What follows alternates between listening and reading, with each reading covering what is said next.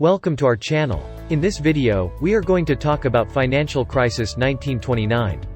So before starting, please like this video, and subscribe to our channel for future updates. The 1929 stock market crash is widely believed to have occurred between Thursday, October 24th, and Tuesday, October 29th. Black Thursday and Black Tuesday have been coined for these two dates. The Dow Jones Industrial Average set a new high of 381.2 on September 3, 1929. The market ended at 299.5 at the close of the trading day on Thursday, October 24, down 21% from its high. On this day, the market dropped 33 points, or 9%, on trading volume that was roughly 3 times what it had been during the first 9 months of the year. There was a selling panic, according to all accounts. The stock market had dropped to 199 on November 13, 1929. Stocks had lost approximately 90% of their value by the time the crash was completed in 1932, following an unprecedentedly massive economic downturn. The events of Black Thursday are commonly seen as the beginning of the stock market crash of 1929 to 1932, yet the circumstances building up to the disaster began well before that date. The causes of the 1929 stock market crash are investigated in this article. While there is no consensus on the exact causes, the article will examine some of the arguments and promote a favored set of findings. One of the key factors, it claims, was the endeavor by influential people and the media to stop market speculators. The rapid growth of investment trusts, public utility holding companies, and margin buying, all of which supported the purchase of public utility stocks and drove up to their values, was a second likely cause. Using massive sums of debt and preferred stock, public utilities, utility holding corporations, and investment trusts were all heavily leveraged. These circumstances appear to have paved the way for the triggering event. This industry was particularly exposed to adverse news about utility regulation. The terrible news arrived in October 1929, and utility stocks plummeted. After the price of utilities fell, margin buyers were forced to sell, resulting in panic selling of all stocks. The traditional point of view. The crash aided in the onset of the Great Slump of the 1930s, and the Depression aided in the extension of the era of low stock prices, so, proving, to many that the prices were excessive. Traditional explanations of the 1929 stock market crash, on the other hand, include a lot of flaws. Even the name is ambiguous. The market's worst losses occurred during the next 2 years, rather than in October 1929.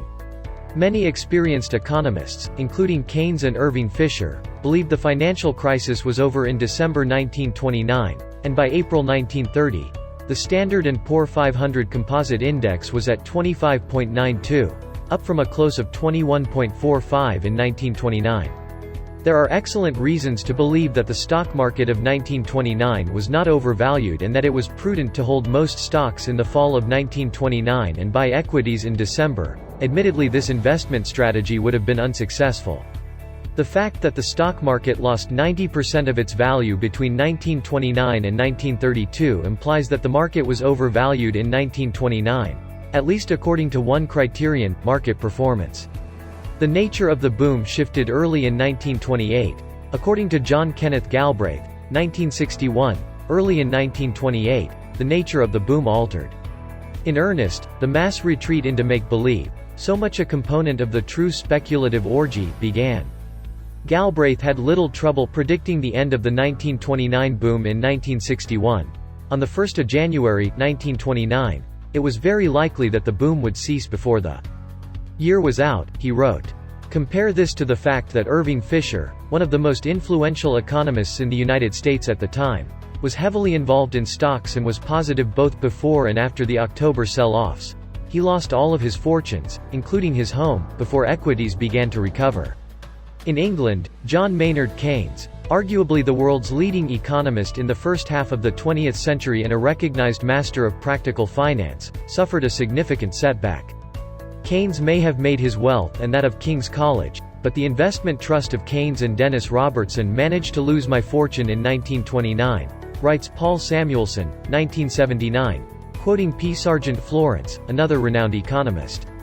Stock price rises before October 1929 were not primarily the result of fools or speculators. In September and October 1929, There were also educated, knowledgeable investors, buying or keeping equities.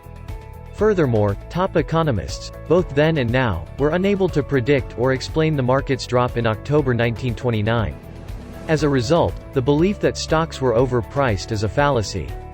From 1921 to 1923, the nation's total real income increased by 10.5% per year, and from 1923 to 1929, it increased by 3.4% per year. In actuality, the 1920s were a time of great growth and wealth. Wholesale prices fell 0.9% per year from 1923 to 1929, suggesting moderate, constant money supply growth during a period of solid real growth. It's also instructive to look at the manufacturing scenario in the United States before the crash. The book Stock Market Crash and After, 1930, by Irving Fisher contains a wealth of information suggesting that the industrial sector saw significant development. Fisher's optimism about the level of stock prices is well explained by the information offered. Manufacturing efficiency, output per worker, and manufacturing production, as well as the utilization of electricity, were fast increasing, according to Fisher. The market's financial fundamentals were likewise robust. The price-earnings ratio for 45 industrial stocks climbed from roughly 12 to approximately 14 during 1928. Industrials had a high of over 15 in 1929, but by the end of the year, it had dropped to around 10. These price-earnings (P/E) ratios, while not low, were not out of the ordinary historically. Most market analysts today would consider values in this range to be realistic. For example, in July 2003, the P/E ratio of the S&P 500 hit a high of 33, and in May 2004, it reached a high of 23. Stock prices rose at different rates in different industries. The equities that rose the highest were in industries where the economic fundamentals suggested there was reason to be optimistic. Airplanes, agricultural tools, chemicals, department shops, steel, utilities, telephone and telegraph, electrical equipment, oil, paper, and radio were among the items on the list. These were sensible options in terms of growth projections. The Federal Reserve Bulletin recorded a production index of 87.1 in 1920 and 1930. The index fell to 67 in 1921, then gradually rose, except 1924, until reaching 125 in 1929. This equates to a 3.1% annual increase in production. Commodity prices fell during this time. For 10 years, the production record was excellent. The unadjusted measure of freight car loadings in September was 121, which was likewise an all-time high. The loadings fell to 118 in October, second only to September's record low. 1,436 companies announced increased dividends in the first 9 months of 1929. In 1928, there were just 955 people, and in 1927, there were only 755. Dividend increases were announced by 193 companies in September 1929, compared to 135 the year before. In September and October 1929, corporate financial news was overwhelmingly optimistic. The first quarter profit statements of examined corporations revealed a 31% gain compared to the first quarter of 1928, according to the May issue of the National City Bank of New York newsletter. According to the August issue, the first 6 months of 1929 saw a 24.4% growth over the same period in 1928 for 650 firms.